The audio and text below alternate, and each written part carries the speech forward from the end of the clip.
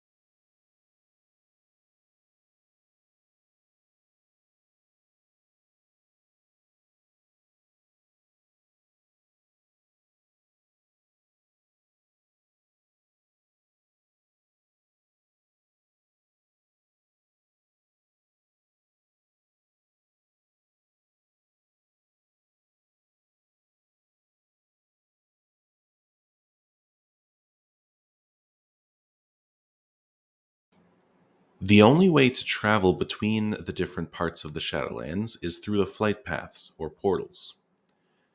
Each of the Covenant areas are joined to the main city by flight paths, and the Maw can be accessed by jumping down the center of the room from the top floor of the main city. There are also portals to Corythia, which is connected to the Maw by land, and Zareth Mortis, which can only be accessed by portal. Apologies in advance if I say Corythia instead of Corthia.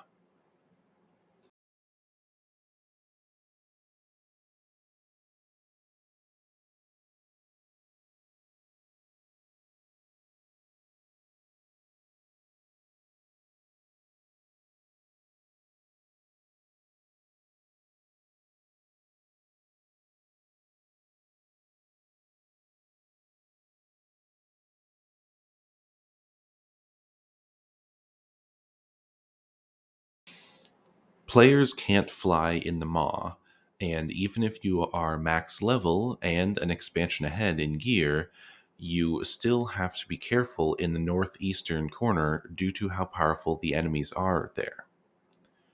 Corthia also does not allow flying, even though there are gaps in the terrain that require you to grapple between floating islands. The Maw was said to be inescapable. It was a realm within the afterlife meant only for the unredeemable. When Sylvanas destroyed the Helm of Domination to kick off this expansion, the portal that opens to Azeroth goes directly into the Maw. However, the player is a Maw Walker, capable of activating teleportation beacons to exit the Maw and bring the forces of Azeroth to the main city in the Shadowlands before establishing portals that go back to Azeroth. The Jailor is in control of the Maw, but also imprisoned within it. He, or it, used to be the arbiter who would judge souls to determine which afterlife they would go to. But something happened and he was overthrown and put in the Maw. He was able to find cracks in the Maw, which allowed him to spread his influence beyond. First, he captured the Primus from Maldraxxus and imprisoned him in Torghast within the Maw, forcing him to create the Helm of Domination, Frostmourne, and the suit of armor that goes with them. Then, he ripped the memories out of the Primus and scattered them around. The forces of Azeroth later reunited the Runecarver with his memories to make him realize he was the Primus. Next, the Jailor used the Nathrezim Dreadlords to smuggle the armor set and sword out of the Maw and into the hands of the Burning Legion, working under Sargeras. When the time was right, they were used to house the soul of Ner'zhul and create the Lich King. Frostmourne captures and contains the souls of all it kills, beginning the slow starvation of the Shadowlands. Necromantic magic prevented more and more souls from reaching the Shadowlands, eventually leading to the creation of the Forsaken, the so-called free-thinking undead under Sylvanas. Once Arthas fused with Ner'zhul and renewed his assault on Azeroth, the forces of the Horde and Alliance worked together to defeat him. After the battle, Sylvanas had nothing left to live for and threw herself off of Icecrown Citadel towards the Saronite rocks below. She thought that the old god-imbued metal rocks would finally be able to release her soul from its torment. But instead, she was greeted by visions. Either from the Valkyr or from the Jailor, or both. They showed her what hell awaited her, and convinced her to stay in the mortal world and work for them. In exchange, 9 Valkyr would give up their souls in place of her each time she died, the first happening as soon as she accepted the deal. They would also help her find other ways to preserve her immortality to delay her hell. This wasn't enough to convince her, so the Jailor asked for her partnership to end the cycle of mortality, to overthrow the Arbiter and end the segregation of the various realms of the afterlife, as well as their segregation from the mortal world. Sylvanas agreed and was given powers from the Maw. Her Valkyr used necromancy to bolster the numbers of the Forsaken, at first for voluntary undead, and later for conscripts. The Jailor manipulated Vol'jin into making Sylvanas warchief by tricking him into thinking it was Bwamsamdi talking to him when he neared death. Then Sylvanas used the might of the Horde to wage war and funnel souls directly to the Maw. This sped up the starvation of the realms of the afterlife, and the Jailor was able to use these souls to empower his own forces even more, eventually leading to his invasion of Bastion. The Jailor betrayed Sylvanas and said she would have to serve, instead of being a partner like they agreed. So she helped the forces of Azeroth defeat him. Her punishment for her crimes is to spend eternity freeing all the wrongfully imprisoned souls from the Maw. I'm doing my best to stitch together all the retcons and deceit and characters not knowing what was going on. Of course, the Jailor said he was doing this to prepare the universe for another threat, but who knows if he was lying or mistaken, or if the threat he's talking about is going to take thousands of years to manifest in StarCraft when Sarah Kerrigan fights the Void Lords. possibly inside Jim Raynor's drunken dreams. Korthia is home to some of the forces who opposed the Jailor, but were too weak to outwardly challenge his rule of the Maw, so they hid instead. Hiding worked for a while until he became too powerful. They focused their efforts on reclaiming lost knowledge. If you have to spend eternity in prison of the unredeemable, I guess you need a hobby. Zareth Mortis, as I mentioned earlier, can only be accessed by portals, but it does allow flying. Unfortunately, to unlock flying, you need to kill a certain number of rare spawns, which often die in seconds thanks to overleveled flying players. It is a robotic desert landscape and contains some ancient shrines for crafting pets and mounts. However, I doubt anyone crafts more than one of each, since the materials would probably take thousands of hours to gather, and they can't be bought, traded, or shared with other warband characters. I don't know who the programmers thought would enjoy this, but it clearly wasn't me. The floating islands on the periphery of the map can be accessed by teleporters which act like flight paths here. But once you can fly, it is much faster to ignore them.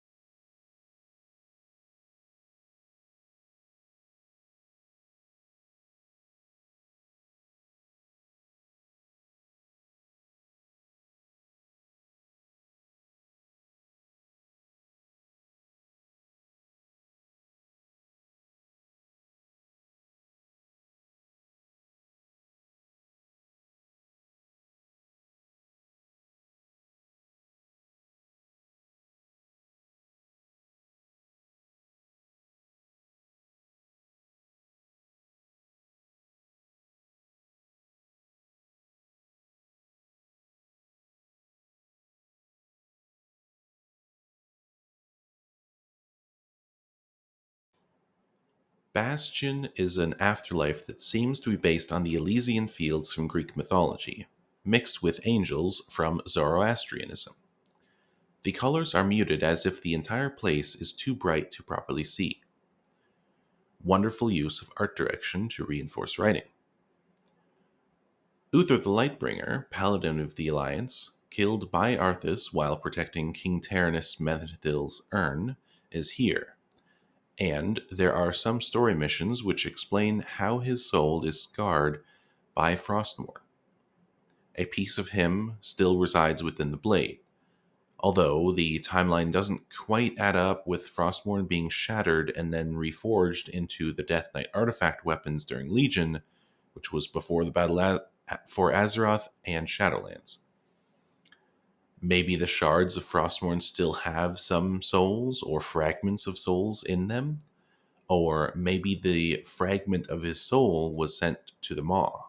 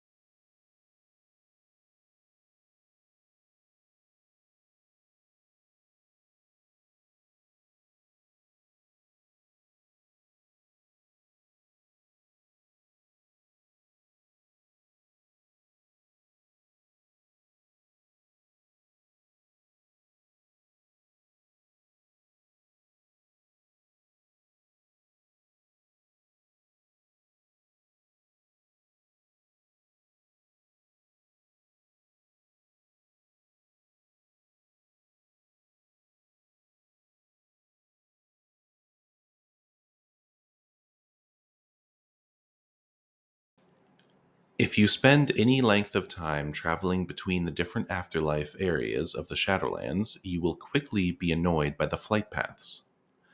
I'll let this one play at regular speed just to share the pain.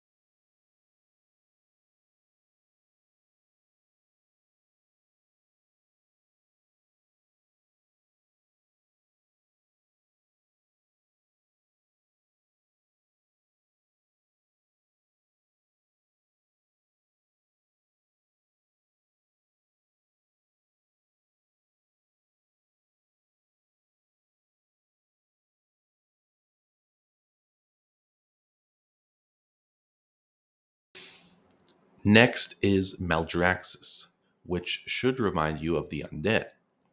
The ziggurats on land and the floating necropolises, or necropoli, are the same architecture used by the Scourge and the Forsaken on Azeroth. Pit fiends can be found here, which implies that some of the souls of the Burning Legion were lost on their way to the Twisting Nether. Or perhaps these are members of that species from before they joined the Burning Legion. Maldraxxus is an afterlife of permanent war between different houses of power.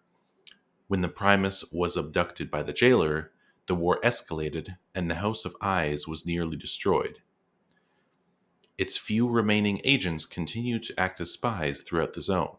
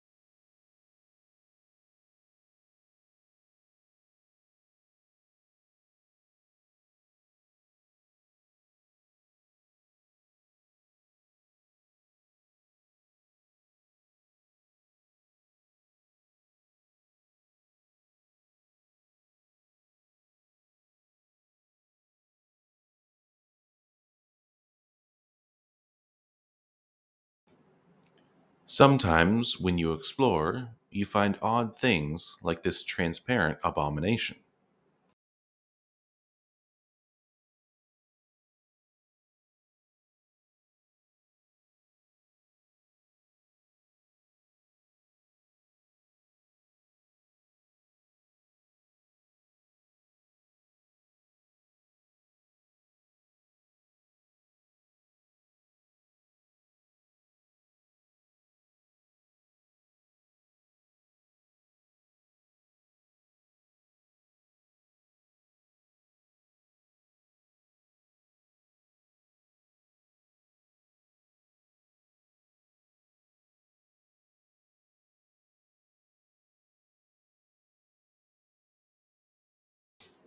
Or you are reminded of where you've been before, with undead constructs that resemble minions of the Scourge in Northrend.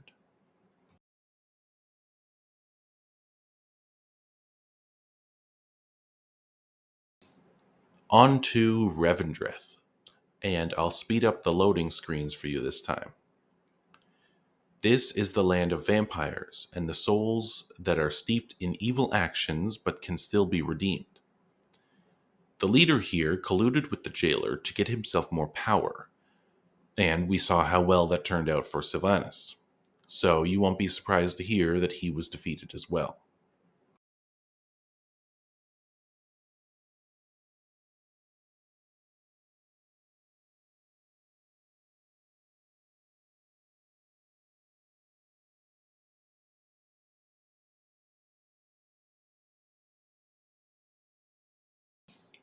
I haven't spoken about Anima yet. When I mentioned starving the afterlife realms, this is what I was referring to. It is a sort of soul energy or mana. When souls have been around too long, they deteriorate and lose their sense of self and start decomposing into this essence. Anima is used to power the flight paths, the robots, teleporters, trees, and just about everything in the Shadowlands. Younger souls can ingest anima to prolong their afterlife. Anima is used to purchase things from vendors in Shadowlands, as well as upgrade your covenant.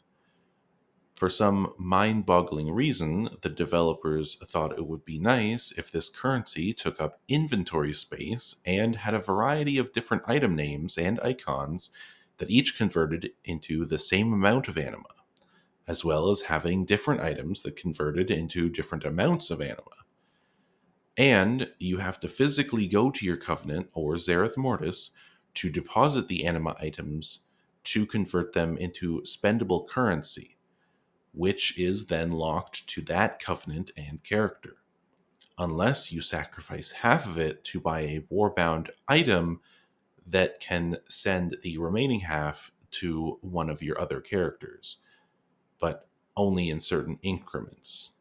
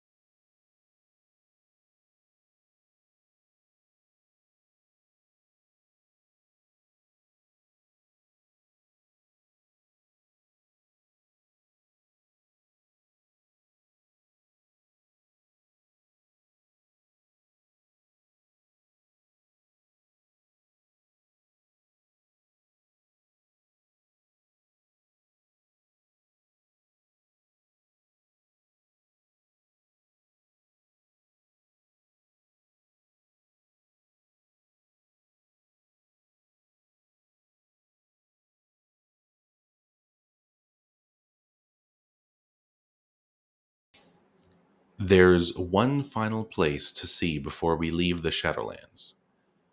Another flight path from the main city goes to Tazavesh, the Veiled Market, which has a small landing spot before going into the instance. Meaning, you need to sit through the flight path loading screen, then walk a few feet, then sit through the instance loading screen.